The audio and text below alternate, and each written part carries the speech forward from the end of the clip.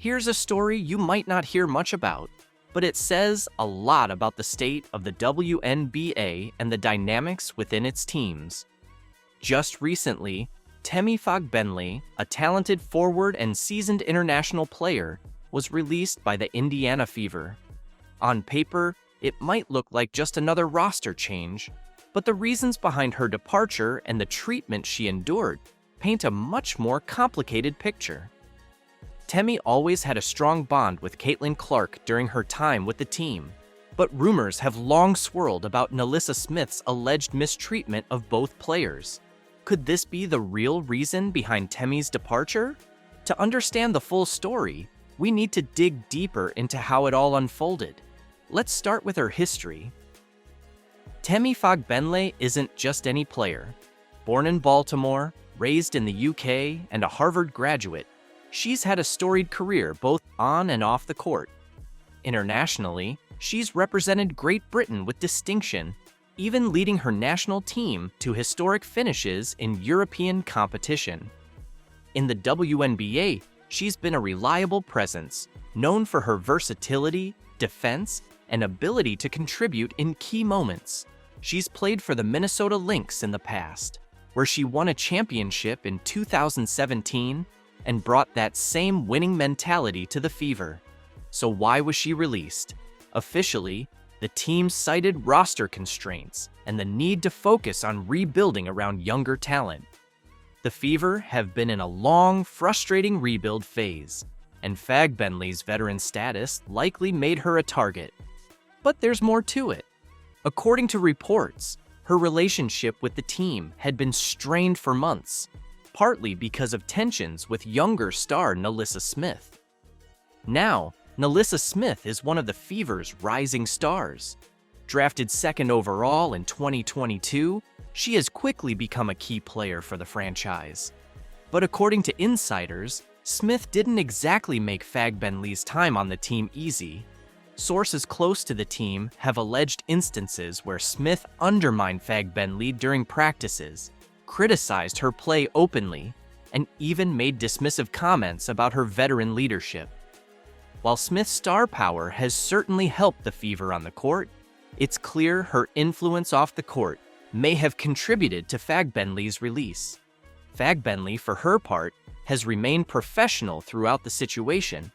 In her limited statements, she's expressed gratitude for her time with the Fever and her teammates, but those who followed her career know that she's never been one to cause drama or create division. The fact that she found herself pushed out of the team says more about the Fever's internal dynamics than it does about her abilities or attitude. The bigger question here is whether the Fever made the right call. By letting go of a veteran like Fagbenle, they're doubling down on their youth movement. But at what cost? Veteran players like her bring leadership, stability, and experience, qualities that are often undervalued in a league like the WNBA, which already struggles with retaining its stars and fostering strong team cultures. As for Fagbenle's future, it's uncertain. She has plenty of options overseas, where she's already proven herself as a top player in Europe, and there's no doubt she'll continue to thrive. But her exit from the Fever is a stark reminder of the challenges faced by veteran players in the WNBA, especially when team dynamics and internal politics come into play. In the end, the release of Temi Fagbenle isn't just about roster changes. It's a story about a league still figuring out how to balance youth and experience, talent and leadership. And for Fagbenle, it's a chapter that closes with more questions than answers. Did you hear the latest uproar in the WNBA?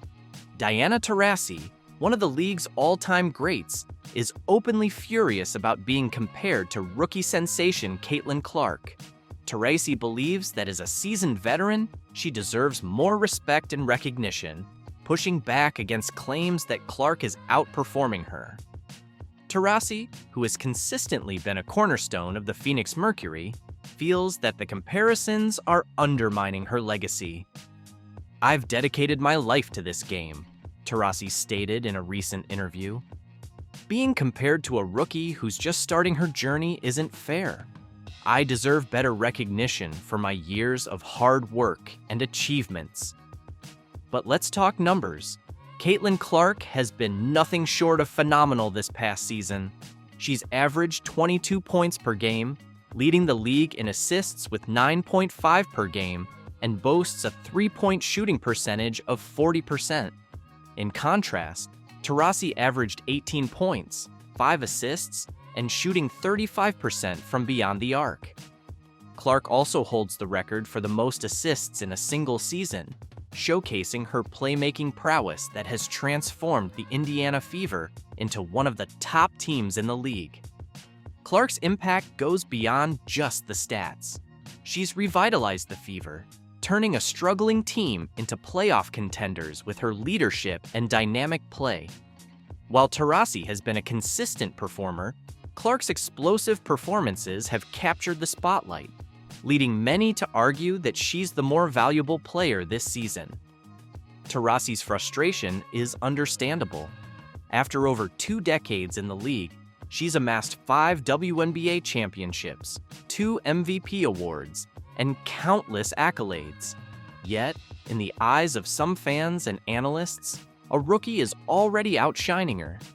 This has sparked a heated debate about the criteria for valuing veteran players versus rising stars.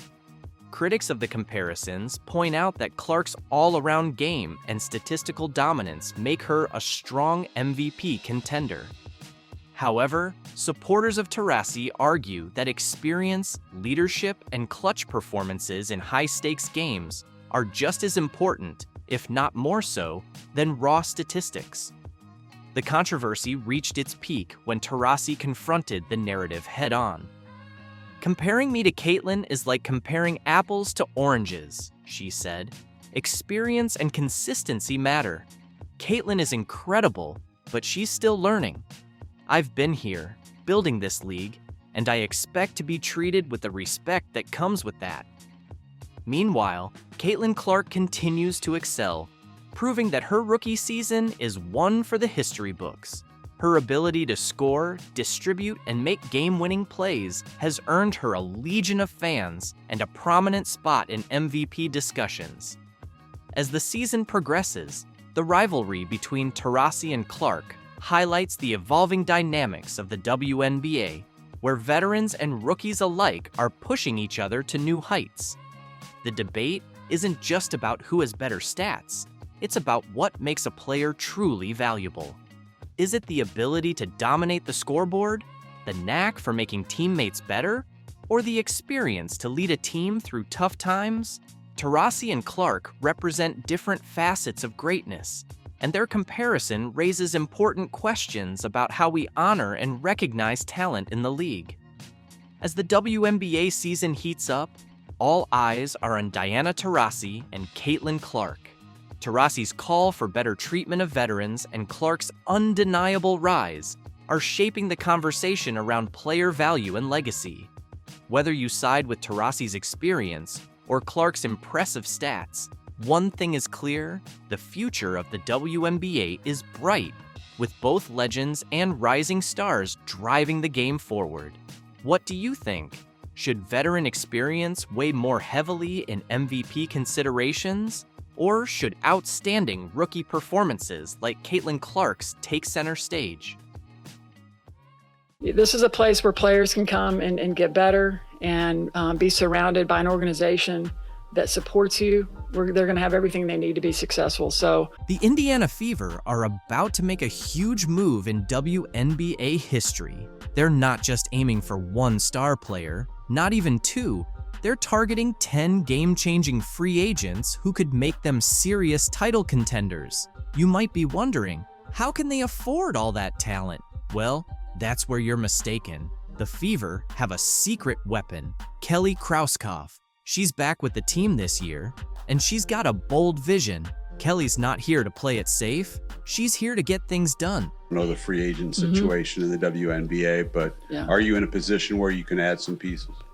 yes, we are. We're definitely in a position, and I would think that if you are a smart basketball player and you watch the way she plays, you would want to play with her. With her vast network and resources, Kelly is determined to make Indiana the hottest spot in the WNBA.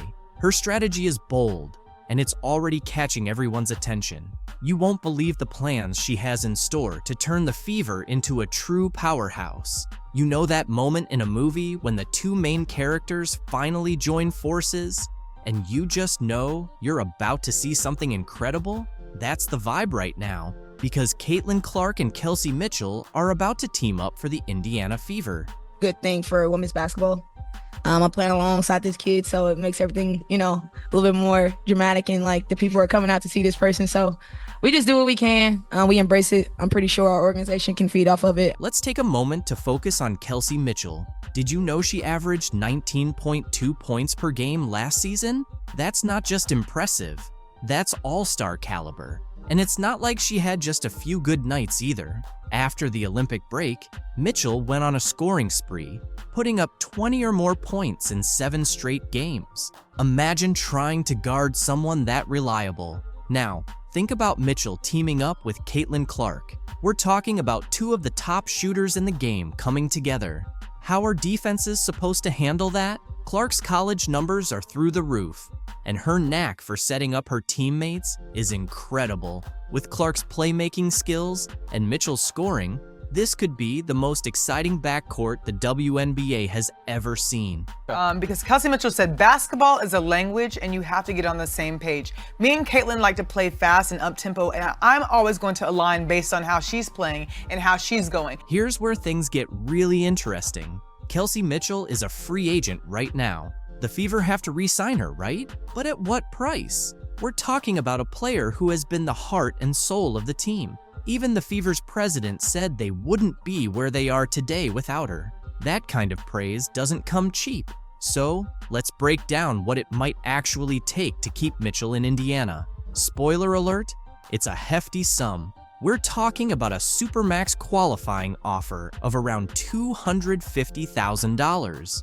That's a big investment, but can the Fever really afford to let Mitchell go? Look, we're going to evaluate everything and have those types of discussions with her. Here's the thing. It's not only about the money, it's about building a championship caliber team. That's where Caitlin Clark comes into play. Bringing her on board isn't just about her own skills. It's about how she can make everyone around her better, especially a scorer like Mitchell. But all signs point to her returning, including her and Clark attending the Pacers and Grizzlies game. You might be wondering if these two can really work together. Won't they end up competing for shots? But that's the best part. Clark isn't just a scorer. She's a true playmaker, and Mitchell has already proven she can thrive alongside other star guards. This isn't about two players battling for the spotlight. It's about two stars joining forces to create something that's even better than what they could achieve individually. Kelsey Mitchell has been an all-star, but she had the stage, the bright lights, and everybody could see what kind of bucket getter she is. Plus, Caitlin draws the defense. Kelsey gets to go one-on-one and put her skills on display. Wow. People are done with NaLyssa Smith. Traitor. Get her off the team. Adios amigos, as that guy said.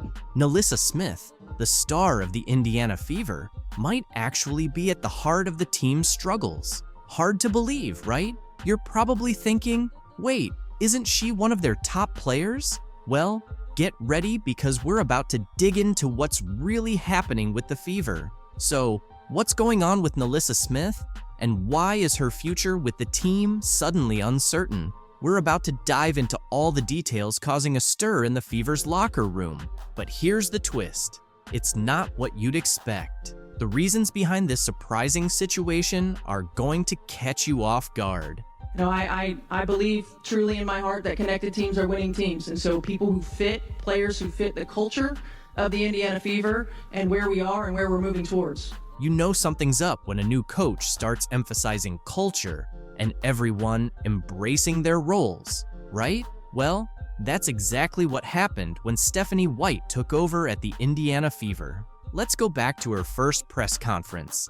It was all smiles and big ambitions, but something didn't quite add up. White kept going on about building around a core group of 3, and it felt a bit off. Caitlin Clark, a generational player, and Aaliyah Boston, certainly when you think about back-to-back Rookie of the Years and what each of those players have done up until this point for their universities, in the game of basketball, for the women's basketball culture and community.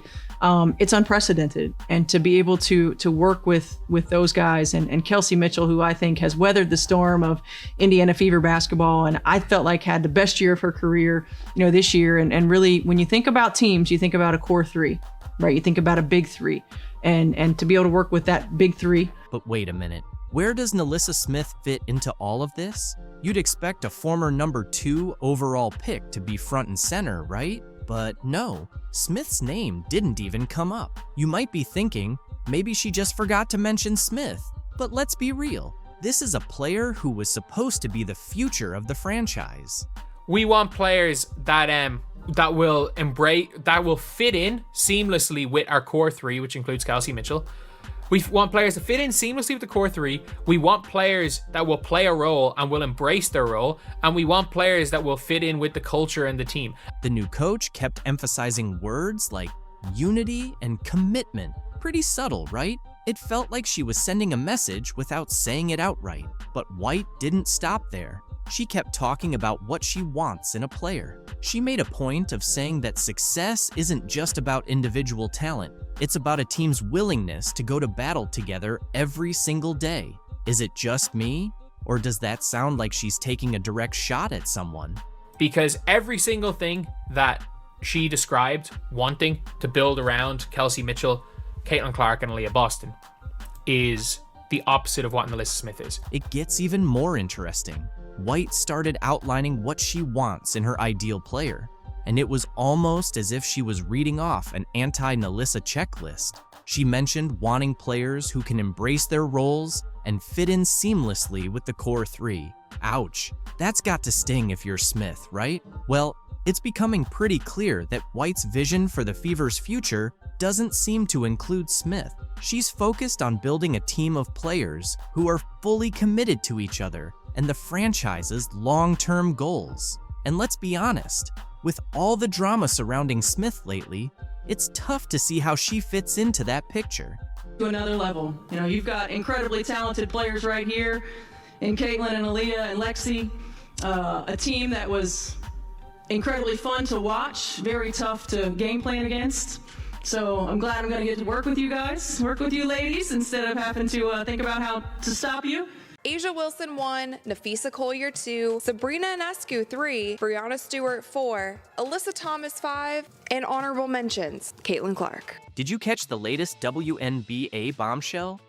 Caitlin Clark, the rookie powerhouse who's been dominating the courts and shattering records all season, has been shockingly left out of the top MVP conversation. But here's where it gets even more explosive. A'ja Wilson, the current MVP, is furious. Why? Because fans and analysts are increasingly saying that Clark's incredible performance deserves the MVP title more than her. How did Clark, with her standout stats and game-changing impact, get sidelined like this? The controversy is igniting intense debates across the basketball community. She is leading the WNBA in points generated, which means points scored and or points assisted on. She is leading the league by a significant margin, and she is doing this as a rookie with a Fever team that is not comprised of a bunch of all-stars. Let's dive into the MVP rankings that are making big waves in the WNBA.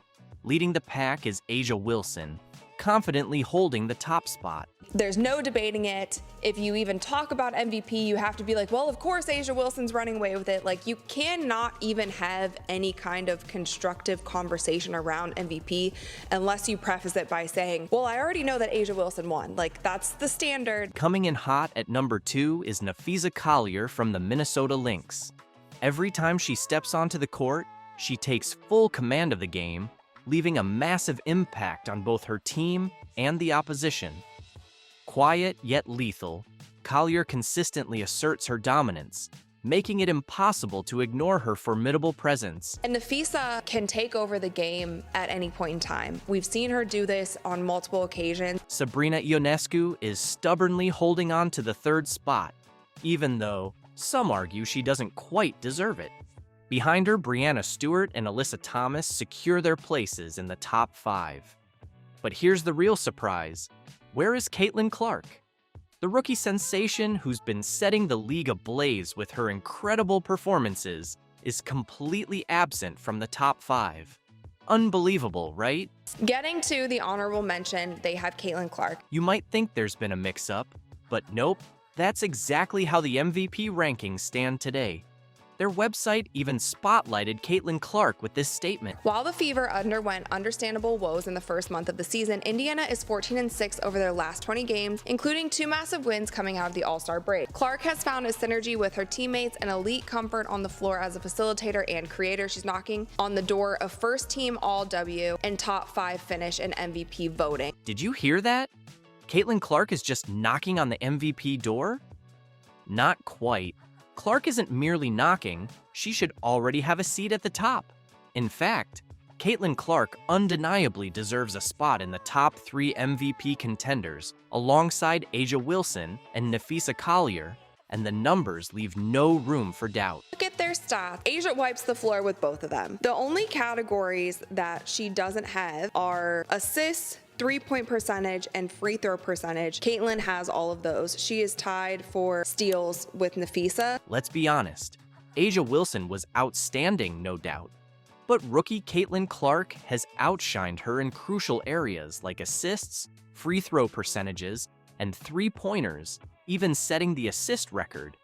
Clark's on-court impact is undeniable, proving she's anything but average. So why is she being overlooked? It's got everyone puzzled. Some say it's because she's a rookie and the league prefers established stars. Others argue that individual stats don't capture the whole picture. This snub hasn't gone unnoticed. The debate is heating up, with voices like Rachel Demita criticizing the WNBA's MVP selection process. Demita points out that every time Clark elevates her game, the bar for her recognition keeps rising, making it harder for her to secure the MVP title she clearly deserves. Historically, only one rookie, Candace Parker in 2008, has ever won the MVP award. It feels like there's an unwritten rule against first-year players being the most valuable. But why? Are rookies seen as too inexperienced, or is there a bias towards veterans? Clark is challenging this by excelling not just as a rookie, but across multiple facets of the game. As Skip Bayless put it, nobody in the league can flick logo threes as effortlessly as Caitlin can. Clark is now pushing A'ja Wilson for the MVP crown with her exceptional ability to control the game. While Wilson has secured back-to-back championships with a star-studded team, Clark is transforming the Indiana Fever. Before the All-Star break, the Fever were struggling with a 13-27 record. After the break, they flipped the script with a 14-6 run, thanks to Clark's leadership and stellar performances. She's not just scoring, she's elevating her entire team, leading them to the playoffs for the first time since 2016. When comparing Clark to Candace Parker, Clark is already surpassing Parker's rookie stats in assists, steals, 3-pointers, and free throw percentage. Her all-around game is setting new standards, proving she's a game changer. Her impact on the Fever is clear, turning a struggling team into one of the league's hottest.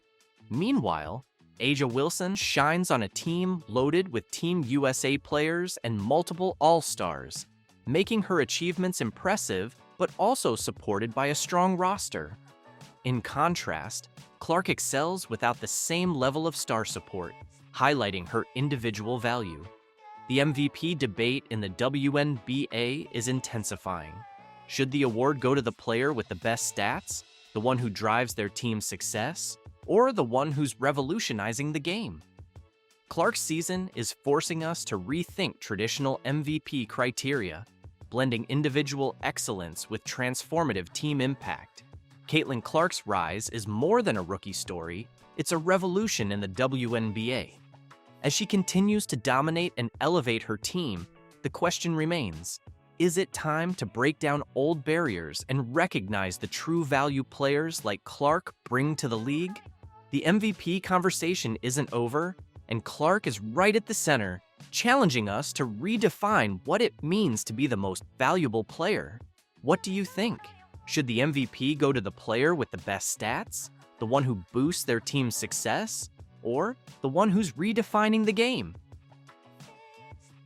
And Iowa has Caitlin Clark, who's become this huge star. She's amazing, and she's getting all this attention, and some nasty press reporters are upset about it. Did you catch what just happened?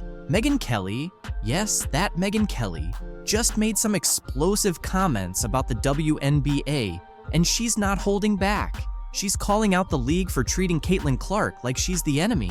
Hard to believe, right? So, what exactly did Kelly say that's got the WNBA so stirred up? Her blunt remarks about Caitlin Clark have lit up the basketball world, sparking a huge reaction across the league. Kelly didn't mince words, and now her comments have everyone on edge. Let's dive into the details everyone's buzzing about.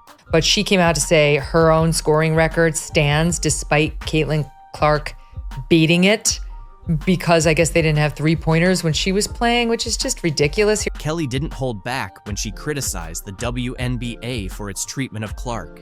She bluntly stated that what's happening to Clark is really that serious. Can you believe it? This isn't just some offhand comment. Kelly's words carry significant weight.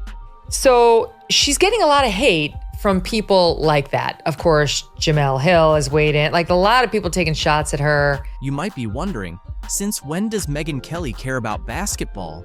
And that's a fair question. She typically doesn't involve herself in sports drama. So why is she speaking out now? The reason is that what's happening to Clark is so outrageous that even Kelly felt compelled to voice her opinion. She's been in the WNBA for 2 minutes. There's no reason to hate her other than the amount of attention she's getting and her skin color. I mean, would this be happening to a black Caitlin Clark? No. Getting the same amount of attention. This is where things really heat up. Kelly revealed that some players are actively targeting Clark on the court. She's not referring to just tough defense or regular competition. She's saying that Clark is experiencing outright abuse. And get this, she claims the league is allowing it to happen. How wild is that? And it's resulted in physical alterations on the court that don't get called as fouls, that the girls then deny were intentional.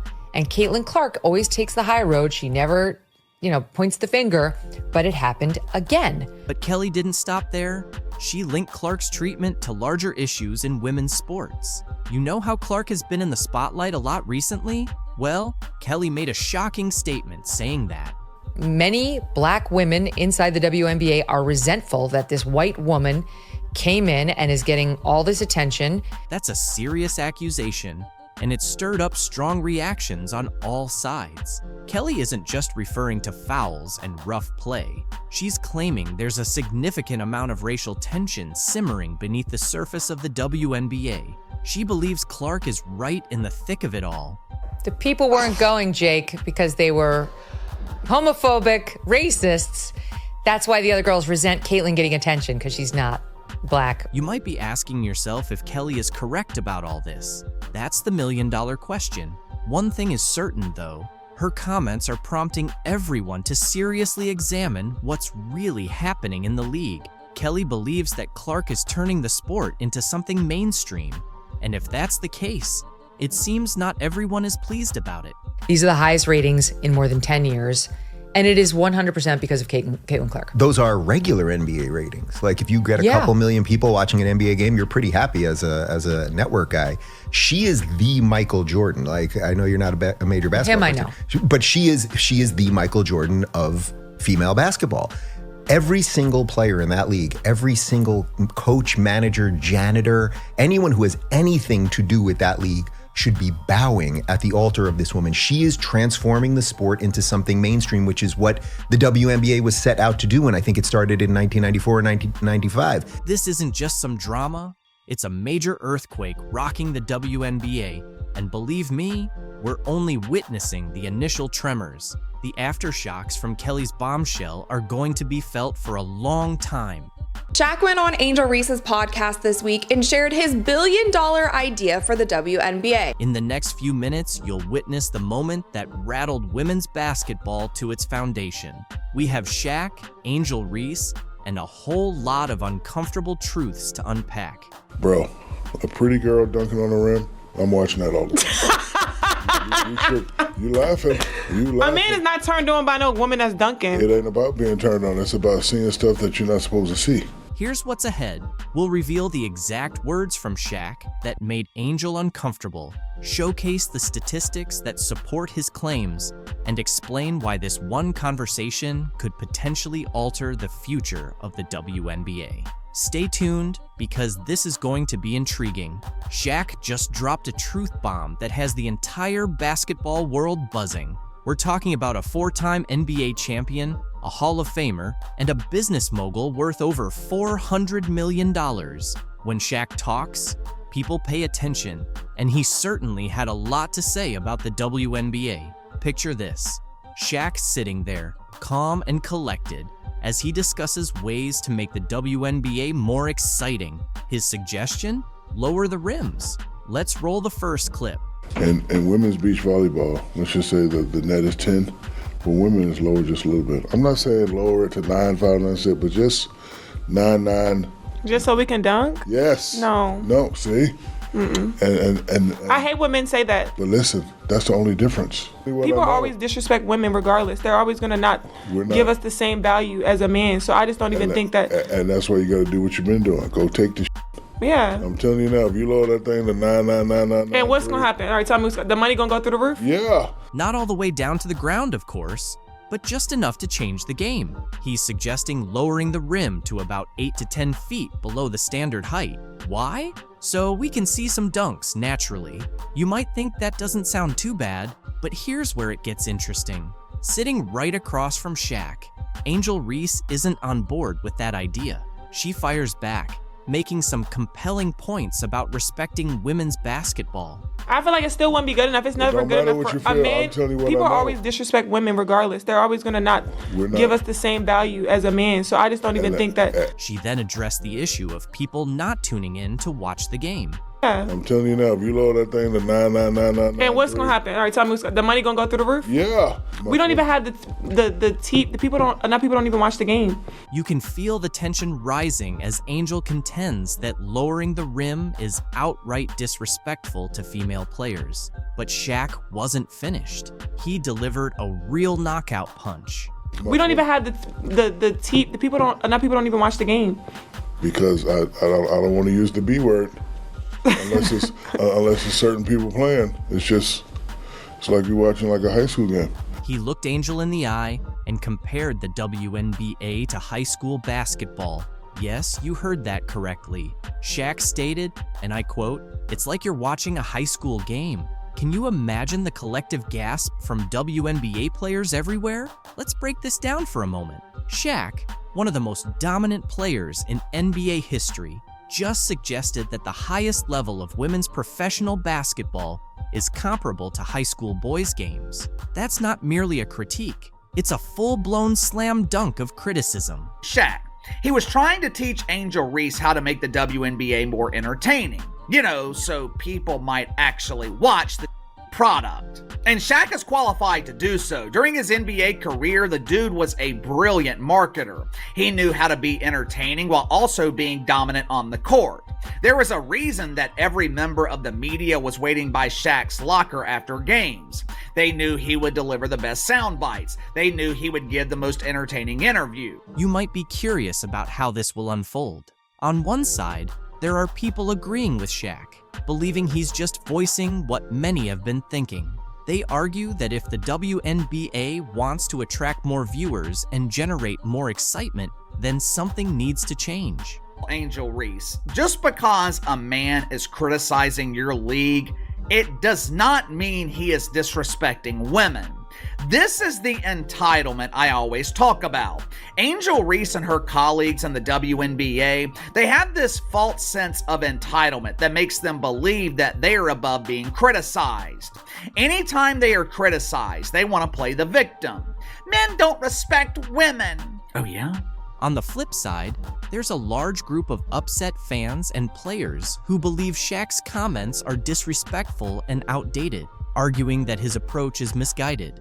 Caitlin Clark's golf debut just made me so upset with the WNBA because the LPGA just did everything that the WNBA should have been doing this season. Caitlin Clark made waves in the world of women's sports, but this time, it wasn't on the basketball court. Her impressive debut at an LPGA Pro-Am event created quite a buzz, leaving both fans and critics amazed. Now from this event, I have only seen and heard of positive things. I didn't hear one thing about how her fans are toxic. I didn't hear one thing about there being too much spotlight on Caitlin Clark and it should have maybe been on the professional golfers that are there. We didn't hear any of that. While the LPGA rolled out the red carpet for her, the WNBA's lack of response was impossible to ignore. What's really happening behind the scenes? I honestly just got so triggered by Caitlin Clark's golf debut, and it is no fault of hers that I got upset. It is the fault of the WNBA because the LPGA just did everything. Caitlin Clark is now a household name, not only for her WNBA success, but also for her unexpected performance in golf. Her appearance at the LPGA Pro-Am wasn't just a typical celebrity cameo, it turned into a nationally spotlighted event. Fans showed up in droves, pushing for the tournament to be broadcast. And when it finally aired, the LPGA struck gold. They didn't just include Caitlin, they made her the star of the entire event. How this Pro-Am event originally wasn't even going to be televised, but there were so many fans who were emailing the organization saying, how can we watch Caitlin? Can we come to the event? Can you live stream it? All of these things. And it ended up being put on television. Let's break it down. The LPGA didn't just get lucky with this opportunity, they planned it with precision. They paired Caitlin with Nelly Korda, the top-ranked golfer in the world. Think about it, one of the biggest stars in women's basketball teaming up with the best golfer around. That's not a coincidence. That's smart marketing. Photos of Caitlin and Nelly were all over social media, generating a buzz that reached well beyond golf fans. Basketball lovers, golf enthusiasts, and more were instantly hooked. Fans were really excited about that. There was so much buzz online. She was trending on Twitter, all of the things. And the LPGA was promoting the crap out of this event. And they also did something really smart by pairing her up with their currently #1 golfer in the world. Meanwhile, the WNBA, the league that shot Caitlin to stardom, remained completely silent. They didn't tweet, post, or make any mention of her golf success. Fans definitely noticed, and it raised a lot of questions. Why wasn't her own league celebrating such a huge moment? It felt like a major missed opportunity, especially after the LPGA showed just how much star power Caitlin could bring to another sport. There are photos of Caitlin and Nelly literally everywhere, and the LPGA was so smart in doing this because they knew that there would be so many eyeballs on Caitlin. So if they put their #1 golfer, who is currently leading the sport and pushing the sport ahead, if they put her next to Caitlin for the entire event, that's just great. It's great for Nelly and it's great for everyone else. It wasn't just the LPGA that jumped on Caitlin's star power. Media outlets were all over the story too.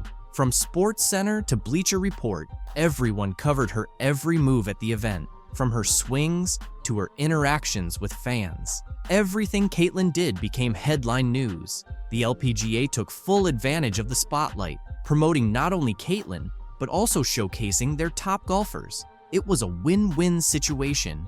In contrast, the WNBA took a different approach. Throughout Caitlin's rookie season, many fans felt the league wasn't doing enough to promote her, despite her standout performances and the clear Caitlin Clark effect on viewership numbers. The league seemed hesitant to fully embrace her rising fame.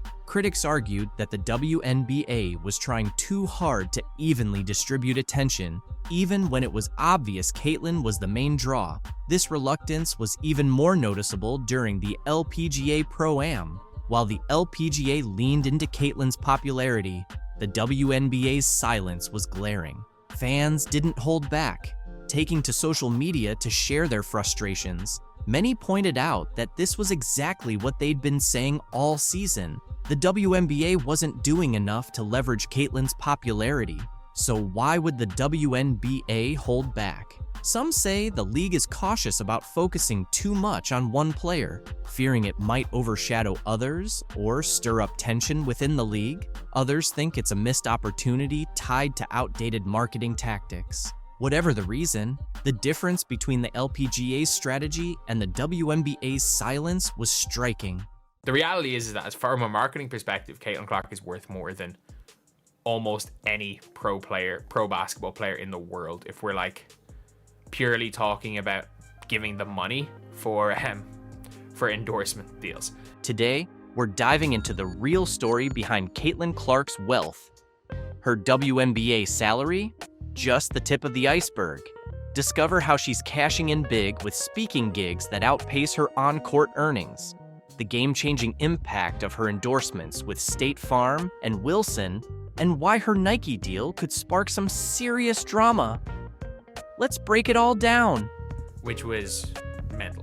Which was absolutely mental. Stick around, because by the end of this video, you'll understand why Caitlin Clark is poised to become the next powerhouse in sports marketing, and why some top brands might be kicking themselves for not jumping on board sooner. Higher than the NBA. So I was like, oh, what's she gonna get paid? Because finally, you can get a real paycheck. And then I saw it and I was like, this can't be right. Because this is what it is. In the first year, Caitlin Clark will earn $76,535. Can you believe that Caitlin Clark, the basketball sensation electrifying the courts, is set to earn a mere $76,535 in her rookie WNBA season? That's less than many entry-level office positions. When compared to NBA salaries, the disparity is glaring, leading many to argue that players like Clark are being undervalued by the league. However, this modest salary doesn't tell the whole story. Let's explore why Clark isn't losing sleep over her WNBA paycheck. While $70,000 might not scream superstar salary, it's actually just the beginning of Caitlin Clark's financial story. Here's the twist. The WNBA isn't just a paycheck, it's her secret weapon.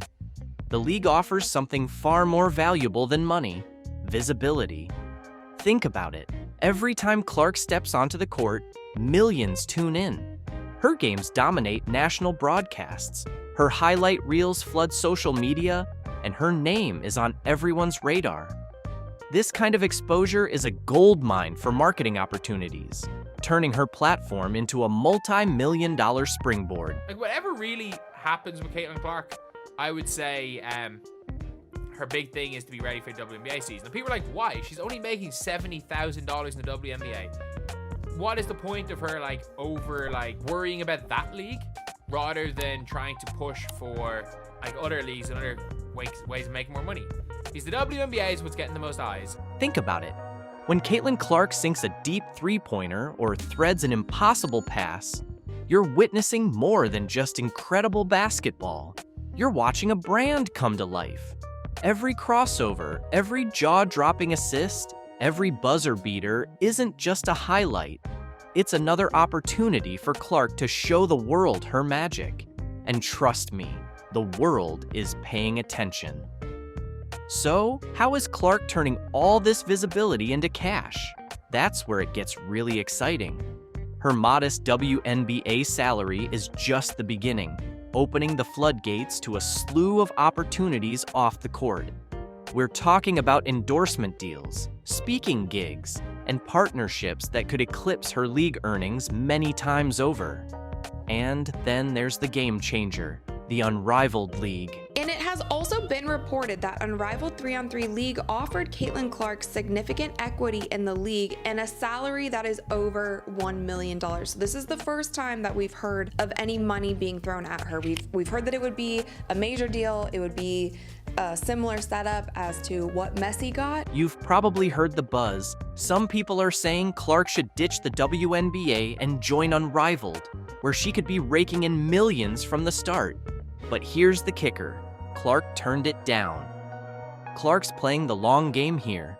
Sure, Unrivaled might offer a fatter paycheck right out of the gate, but the WNBA provides something Unrivaled can't touch yet. A proven platform with a loyal fan base and major media deals that guarantee her visibility on a national scale. So, next time someone complains about Caitlin Clark's $70,000 WNBA salary, remember this. It's just the tip of the iceberg. Clark isn't just dominating the court, she's rewriting the playbook on how athletes build their brands. And trust me, this is only the beginning of what she's capable of. Clark's most valuable skill might not even be her basketball prowess. It's her ability to talk. But we're not talking about post-game interviews. No, Clark is raking in 6 figures for speaking engagements that take less time than a single quarter of basketball. I think she's either one, if she shows up to somewhere, you're probably paying her $2,000 to $3,000 or $200,000 to $300,000, or it's free. I think she probably does a lot of things for free. Like, that would be my prediction, is that if she wants to be somewhere and she just wants to help out, she'll do quite a few things for free. But if she's not doing it for free, I would say her cost is crazy high. You heard that right. Caitlin Clark is absolutely dominating on stage 2. Her speaking engagements are becoming the stuff of legend, and the numbers are jaw-dropping. Let's break it down. Clark's virtual speaking fee kicks off at $100,000 for just 30 minutes of her time. In less time than it takes to watch half an episode of a sitcom, she's earning more than most people make in an entire year. And for in-person appearances, companies are shelling out anywhere between $200,000 and $300,000. That's the price of a house in some parts of the country for just one appearance. Clark has already done at least 6 speaking engagements in the past year alone. Do the math, and you're looking at potential earnings in the millions. And it's not just in-person events. These gigs are happening online too, with big-name companies ready to pay top dollar for her words. But why are companies willing to shell out so much just to hear Clark speak? It all comes down to her star power. Every time Clark steps onto the WNBA court, her profile gets bigger. She's not just an athlete, she's a brand, an inspiration, a role model. Companies aren't just paying for her time, they're paying for the attention she commands, the excitement she stirs, and the influence she holds.